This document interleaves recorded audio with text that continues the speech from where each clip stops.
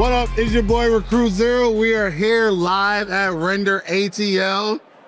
Of course, Uncle Charles. On the left side. You know, we got Stay true to the left season side. 2. We are running it directly from here.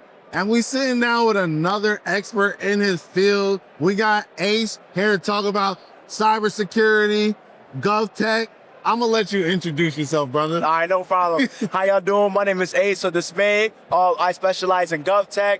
Been doing this for a couple years now. I started without, actually, let me tell you how I started out. Shout out Bees. I always got to shout out Bees because that's where it started. Yep. I sat in my barracks room, had to take my Security Plus test in a dirty barracks bathroom. I tell people this all the time. I help people go from I help people that was unemployed to go get jobs that's paying like 50, 60,000. I help people go from jobs paying 50,000 to 130,000. I recently had a person that reached out to me, made a couple calls. She went from 50,000 to 225 overseas, getting tax-free money up to $120,000. Okay. You know what I'm saying? Just a slight, but nevertheless, I'm just a person that happens to make cyber videos to help people out. That's Fact, you know. fact. And I mean, this is a booming industry, so we are so glad we got a chance to talk with you. I'm just happy to be here. Yeah, because I mean, cybersecurity, GovTech, all of that is major. So, like you said, you gave us a rundown how you got into it.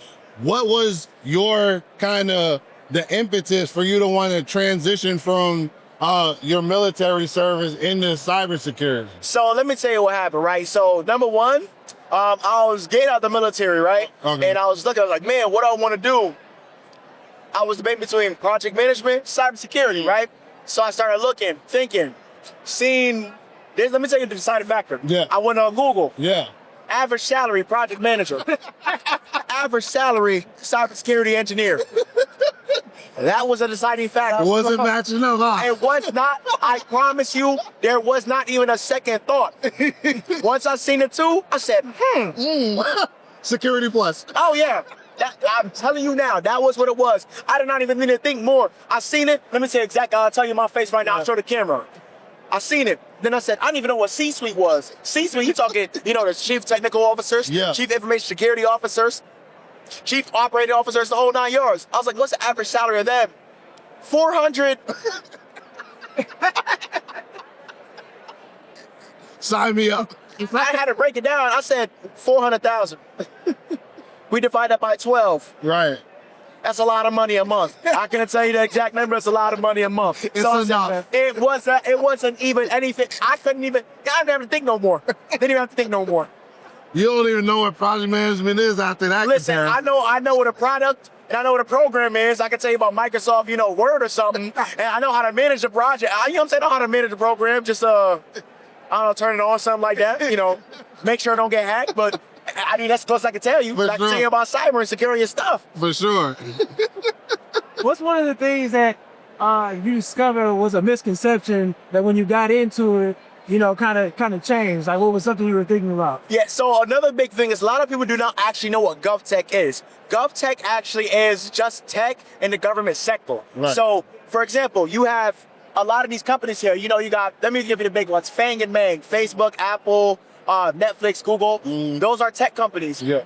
And then they have verticals like, cybersecurity analysts, software engineers. Right. We have the same thing in government. The only difference is the government work typically requires what's called a security clearance. Right. A lot of people can actually obtain security clearances. Less than 1% of Americans have a security clearance, right? Okay. The average salary of somebody with a security clearance, depending on what you do, within cyber, is at least $100,000. Okay. So let me ask you with that, because you have military service. Yep. Is it easy for, well, I won't say easy or not easy, but for a civilian, can they still get security You clearance? do not have to be in the military to get a security clearance. Okay. That's another big misconception. Also, here's the thing about security clearance, right? Just because you're in the military still does not mean, because everybody has to go through the same process when they get a security clearance. It is a federal background check. What can I say? Yeah, it's a federal background check. They're gonna go through everything, whether it's be up different levels between Right. secret, top secret, and Right. various top secret. But it doesn't matter if you're somebody off the street. It doesn't matter if you're in the military. You're going through that same exact process. Right. So the difference is a lot of people don't know how to go obtain a security clearance, right? I make a lot of videos. Some people say, hey, if you want to go obtain security clearances, listen, write this one down. Probably should hopefully put this on it. Yeah. You go on clearance jobs. And that big search bar, you type in ability to obtain. It's gonna go from like 50-something thousand jobs to about 13,000. And all you have to do is click through the jobs and click what do you want to do. Some of them have ability to obtain from like already having a clearance to a higher clearance, or there's some of them having from no clearance to obtaining a clearance in the first place. Right. All you have to do is get that clearance. Once you get that clearance, do not lose that clearance, because that clearance is worth so much money. I not commit a crime. Honestly, here's the thing. Please don't commit a crime. Please don't. Listen, don't go to jail. But number two, I know people that got a clearance, lost their clearance, became felons, and still got their clearance back. Oh. Okay. Don't go commit a felony. Don't go get a felony. Test it out. You know what I'm saying? Because, you might not be that lucky. But, like, for the most part, like, for being people, I can't tell what's going to deny clearance, but I'm going to say this. If you have any pew-pew charges or paraphernalia charges, I wouldn't do it. But, you know what I'm saying? Make sure your finances is right, too. Make sure your finances is right. But for the most part, if you're just an average person, because people think like, a lot of people overestimate their danger. They be like, oh yeah, I'm moving like this, I'm moving like that. You're not moving like that. You know what I'm saying? We're regular people. Right. I go to work. Right. I go play the game. I go home. You know what I'm saying? But most people, regular people, man, people could take security clearances. People just don't want to work with the government because they don't know how to. And the thing is, working with the government, so much fun. Talk about it. So I'm gonna say what I can, right? So put it like this, right? If anybody that's ever supported the military that's watching this, they will tell you firsthand, the military and the government works so slow. So there is a lot of downtime. Obviously, depending on who you support, depending on what you do, it's a lot of downtime. Right. Sometimes you'll be working for 8 hours. Sometimes you'll just do like an hour worth of work and just chat it. It's just the way it is. It's like in the civilian world, like when y'all go to regular jobs, there's not always gonna be a lot of time where you sit here doing this. Gonna be a lot of downtime. Same thing with that. The difference is they pay you for what you can do, not what you actually do. Right. So I know people right now that's making 150,000. All they're doing is resetting computers. Wait, hold up. I can reset. Hold on. You know what I'm saying? They're pretty much like this. It's really called re-imaging, but I'm just like, for example, like say you got something on there, they'll re-image your computer to a good known, like say I discover a virus on your computer, right? And I look at the backups. I'm going to go to a last known good backup, right, and restart it from there, and they're getting paid $150,000. No, I was doing that when I was a kid. But they have a high clearance level. Yeah. You know what I'm saying? So it pays. I know people that's making $200,000. No degree. That's the best part about it. You do not have to have a degree to get a GovTech. I don't got a degree. I'm going to school now because it makes it easier, because you'll see a job talk about some bachelor's degree and 0 years of experience or high school diploma and 15. Like it's no in between. It makes no sense. But you don't have to have a degree to excel in this industry. Now, I'm always tell y'all, go to school if you can, because the degree will only help you. Just make sure if you're going to go to school, do it right. Right. So what type of background or what things should people be learning, right? So I hear a lot of times people are like, oh, I'm in cybersecurity, or oh, I'm taking this course on cybersecurity, right? And there's a ton of courses, but are they really as helpful as they make them out to be? Like, where should people really be looking if they're trying to get into this industry? So the first thing people should definitely be looking for is, number one, figuring out what do you want to do. Because if you do not know what you want to do, you're automatically shooting in the blind. So for example, if say somebody wants to become a cybersecurity analyst, right? So another thing, cybersecurity, like the analyst side blue team, it's not an entry-level field, because you have to think about it. Would you guys right now, say for example, would you hire you to protect your multi-million-dollar company right now? No. Exactly. So if you wouldn't do it, why would a multi-million-dollar or Fortune 500 company do it? That's like now granted, there are junior and entry-level positions. They're just harder to find, but there are those positions. So if you wanted to do that, first thing you need to get is a certification. Here's the thing, there's certificates and certifications. The biggest difference, right? A certificate, you get a certificate, I can put my name in your certificate. Guess what? Because there's no credential number. Certification has a number. So I can go sit here and send a certification to everybody in here, but that number is going to go back to one person. Right. So that's the big difference. So the best certification you can get is CompTIA Security Plus. Okay. Because if you go search up any single like SOC position, or sometimes even higher positions, they'll always say Security Plus on there. Now granted, it's expensive. Right now it's $425 per attempt. I'm gonna give y'all a tip though. If you're a student, they have an academic store. You can get it for like $292. All you guys have is a student email. And also, you don't need to have the student email. Somebody needs to have a student email. Say that money. So Fact. when we talk about cybersecurity, right, on a more personal level, what can people do to kind of like hunker down, right? Because there's a lot of cyber attacks happening. There's a lot of phishing, you know, especially in the emails. They're making them look, you know, just like they got the name on there. They just drop one letter. But what are some things that people can do to kind of like make themselves a little more secure when being online? All right, so first things I'm gonna talk about mobile stuff. Number one, don't click nothing. If you know for a fact you do not enter a giveaway, why are you clicking a link that you entered a giveaway? That don't make no sense. You won $1 million. You entered that giveaway, you won $1 million. What giveaway did I enter? Click this link. You know what I'm saying? That's how it is, number one. Number two, easiest way, the basic things to harden your stuff. Keep your phone updated. True. Because there's always new vulnerabilities coming out. And then there's 0 days. 0 days, you can't do nothing about it. Nobody knows about them yet. But like, for example, most times when attacks happen, people's phones are not updated. Whose phone is not fully updated right now? Mine automatically updates, so I think mine is. Yeah, you see, you don't know yet. You know what I'm saying? I know mine's not, but guess what? You know what I'm saying? Hey, listen. Do what I say, not as I do. You know what I'm saying? But you know what I'm saying? But these things there's vulnerabilities that happen every time. Right. But if your phone's not updated, that's a way for me to get in. Another thing, another big thing, a lot of people don't know how to do this. You can do a quick Google search. I'm not gonna break it down, but like, for example, the most dangerous thing that you can do is have everybody in your Wi-Fi. True. There's 4 of us right here, right now, right? Right. 2 of y'all phones might be compromised. You won't even know it. Okay. But if you get on my Wi-Fi, guess what happens? That now, say a threat actor already has access to your stuff, has access to all your networks, access to everything in your phone. So they may drop something on that Wi-Fi because you're connected to it. And since you're connected to it and we're all connected to it, they can see everything within that Wi-Fi. Okay. So you can have a separate Wi-Fi that's still on your Wi-Fi, but it's separated. So you have your friends, your family, because if you're not as cyber inclined, Yeah. it just makes it a little bit safer. Right. Okay. You know what I'm saying? That makes sense. Utilize that guest network. Right. Sorry? I said utilize that guest network. Yeah, utilize that, man. Don't get on my Wi-Fi, man. Go ahead.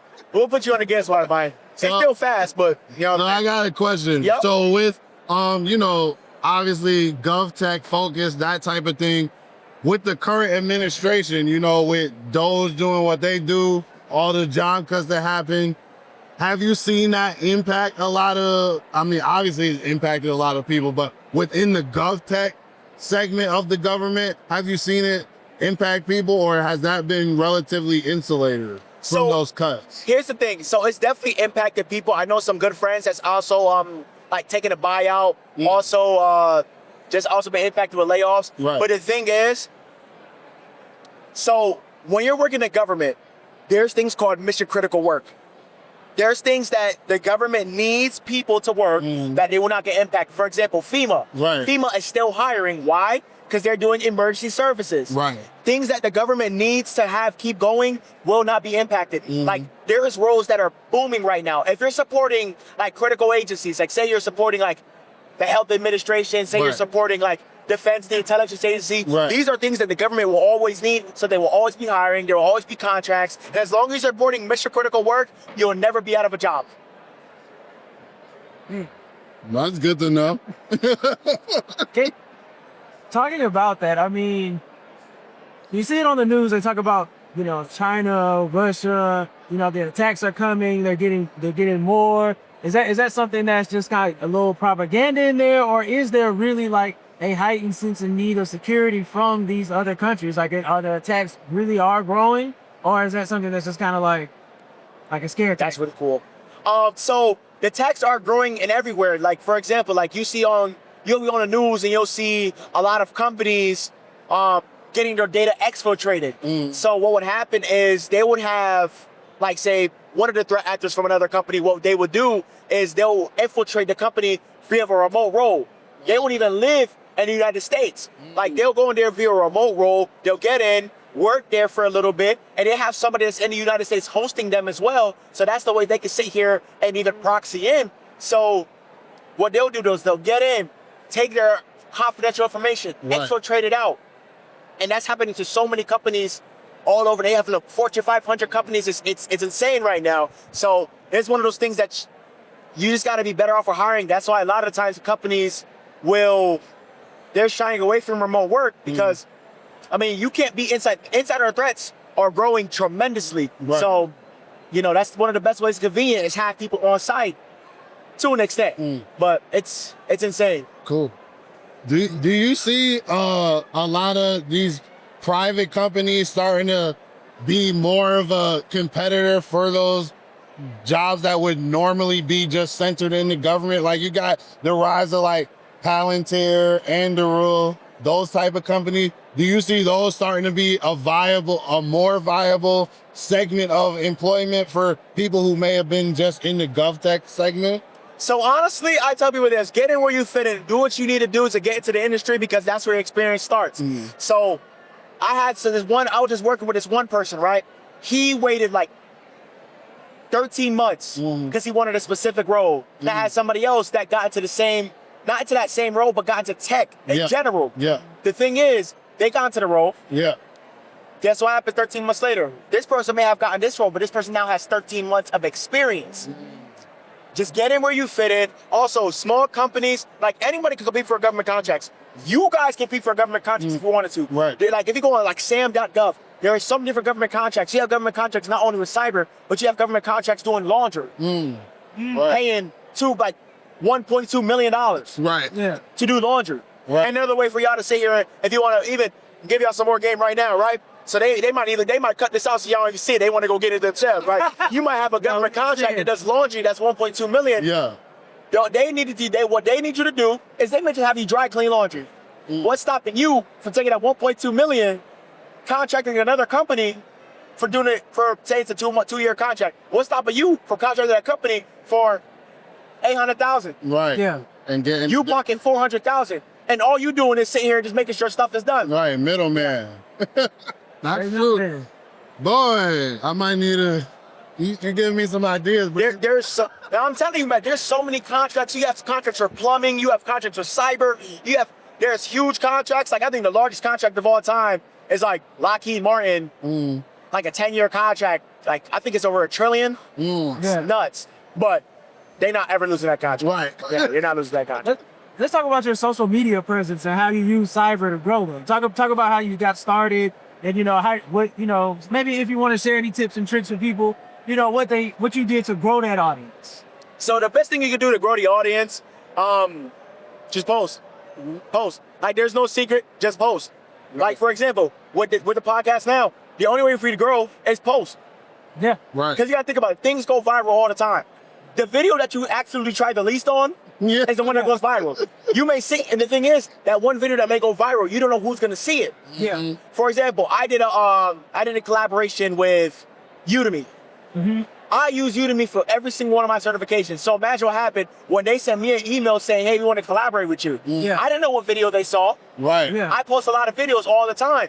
But guess what? There was one video that they saw. They said, you know what? Reach out to that man right there. We want to sit here and collaborate with them. So just keep posting. And also, do not be afraid to network because there's going to usually one person. Once you get that one person, there's one person. Shout out Kiara right there. Do you want to get in the camera quick? Say hello. Just say hi, shout out. Listen, that right here. She knows a lot of people that's within tech. Right. She's like a data engineer working with AI.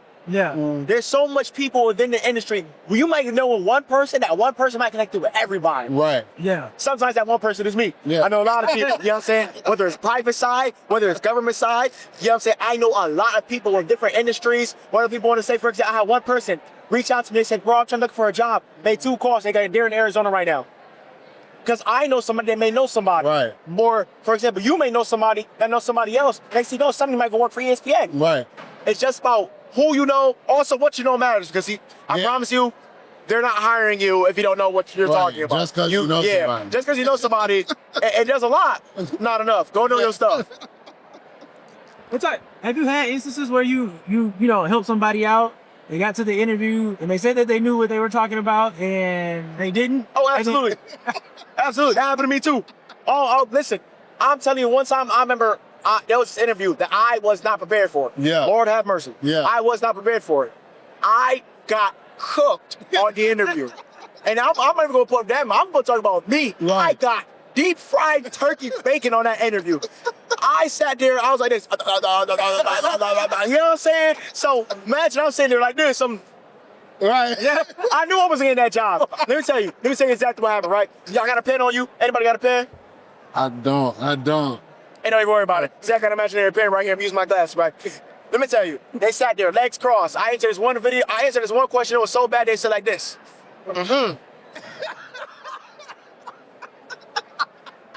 When I tell you I seen that, I said, oh yeah, I'm cooked. It's over. It's over with. After that, I was like, you don't have any more questions. It was over. I knew it was Y'all over. validate parking? Man. I had to pay for parking. Mind you, I had to drive there. I drove there and got cooked. You had to pay for it. Bro, Pay for a cookie. I pretty much gave them a delivery, bro. Yeah. Man, imagine driving an hour to get embarrassed. And then you have to drive an hour back. In my tire popped. Oh, so I'm sitting there in the suit trying to fix my car. It was a bad day. It was a bad. What platforms do you find give you the best like bang for your buck or return for the effort that you put in? So as far as what? In terms of like growing your audience and getting reach. You know, you got Instagram, social media. So here's my thing. TikTok is probably the best platform.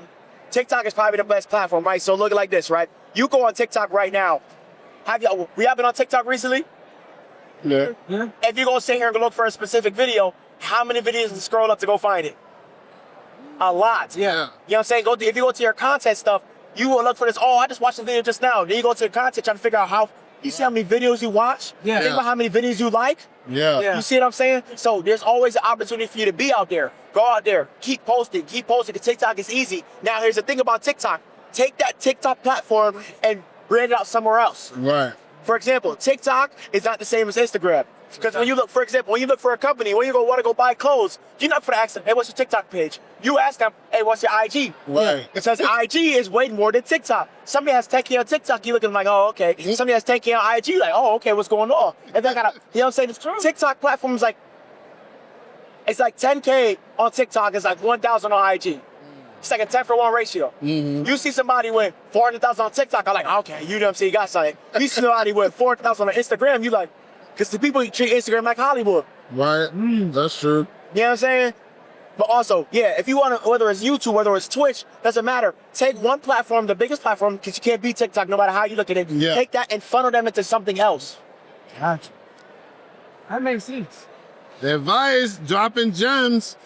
But I think the other part that you speak about a lot is giving away game, right? And like that's part of what has made you successful is not gatekeeping, right? And can you speak a little about that or like how that's helped you just on social media, but just also in life, just like helping people and not gatekeep? Absolutely. So here's my thing, right? I tell people this all the time. Last year, I paid about $15,000 in different education, certifications, schooling, the whole 9 yards, so I can give away the information to people for free because I know how it is. I know how, like, for example, last year, I was in my apartment. I was eating hot sauce and Uncrustables. Nasty combination. But you know what I'm saying? I've been there. I've been broke. I've been homeless. You know what I'm saying? I done had trouble with the law. I did everything. You know what I'm saying? I don't know how it is to be down at the bottom. So when I finally got up, I was like, you know what? Why would I sit here and have to sit here and make y'all struggle when I know the information? Like, here's my thing, though. I'm going to tell you, if you sit here and try to tell me, oh, no, I shouldn't do it like that. Okay. Right. I'm not going to sit here and convince you to do something that I know that work. What sense that make? If I tell you right now, hey, if you go over that bridge, you know, the bridge finna collapse because I see the thing crumbling, you be like, nah, it's not for the collapse. You know what I'm saying? I'm not finna sit here and convince you. I'm like, what that gonna do for me? But yeah, I know for the fact that, like, listen, when you gatekeep, here's my thing. I want to help people get ahead. Because one thing, right? I have a passion to help people get ahead. If somebody's here like, oh, can you help me with cyber? I would do the best that I can. If I can connect you with somebody, I'm gonna do that. Why would I not do that? Right. Unless, you know, you suck or you don't sound like that or you're a bad person, I'm not gonna do that. Because if I send you somebody to you, that's a product of me. That's a byproduct of me. Right. You know what I'm saying? That's why people ask me, like, can you be my mentor? I'm saying, no. Here's my thing. I've only had 3 mentees, and all 3 of my mentees hated me for 3 months. I mean, absolutely hating me because I require a lot. Right. I'm going to make you a beast. Right. So when you get to the interview, you sit here like, man, the interview was easier than you. Right. To doing me. You pushing it. You know what I'm saying? Because I know how it is when you get out there. It's already, everybody see the job market. It's hard to get interviews.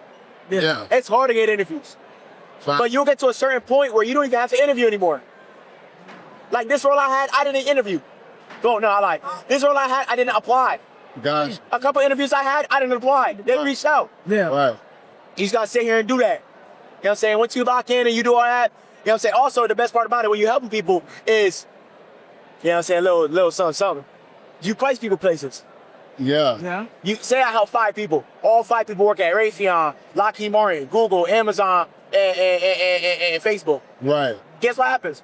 They remember that I helped them. Mm-hmm. Yeah. That That's might a be connect. 5 referrals. Right. True. Certain places you're not getting it without a referral at baseline minimum. So not only by me help because of the passion, it also helps me. It's if I want to say or go work at those companies, I may reach out to them. Or they may also, it's not about who, it's another thing, misconception. It's not about who you know. It's about who knows you. Right. That's a Say good I go point. sit here and go do something with ESPN. Mm-hmm. And now remember y'all, Right. now your name gets brought up in those conversations. Yeah. Now y'all may get reached out for something X, Y, and Z. Right. Yeah. Say there's a job.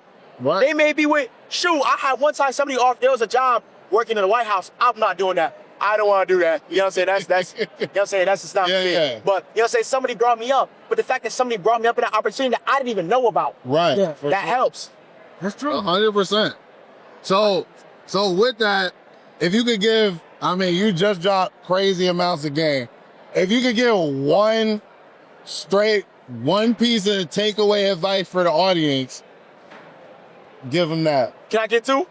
Go ahead. Actually, give them as much as you want, because you got plenty, bro. I bet. Number 1, college students, because I know there's a lot of college students. If you are trying to get into the cybersecurity or IT field, right? Number 1, if you're going to graduate, I'm going to tell you this. Number 1, top degree, computer science. Computer science is a cream of the crop, then computer engineering. Everything else looked to be the exact same. So if you're not going to sit here and get one of those 2 degrees, everything is like the exact same. Also, do not graduate without at least a certification. Because there's no reason, because think about it. You have thousands of hundreds of people who are applying. None of them have certifications. Get a certification at baseline minimum and then do some projects. That will separate you, especially when it comes to interviews and internships and trying to land full opportunities, whether it's the cleared sector or the regular sector. And number 2, lock in. My apologies. You know what I'm saying? Number 2, lock in. There is no easy way around it. You're going to have to put in the work. There's going to be nights where you're going to cry. There's going to be nights when you're going to cry. And there's going to be nights where you're going to cry. I tell you right now, I had so many nights I cried. Tears. Ugly cry too. I'm saying to the camera, you know what I'm saying? I done been there. Yeah. So there's no way around it. The faster you do it though, the faster you can sit here and get to the good part. But there's no way around it. Facts. You're going to cry. Well, you heard it here, man. Cybersecurity, GovTech with Ace. We gonna put all his information so you can go follow him on TikTok, get all the other gems he be dropping. Watch this episode, share it with your people, because we only bringing you information that will help you in the long run. Stop gatekeeping. Exactly. Stop gatekeeping. And like he said, lock in. You might cry, but you better lock in. So it's Ultimate Blerds. We gonna see you on the next one. Peace. Peace.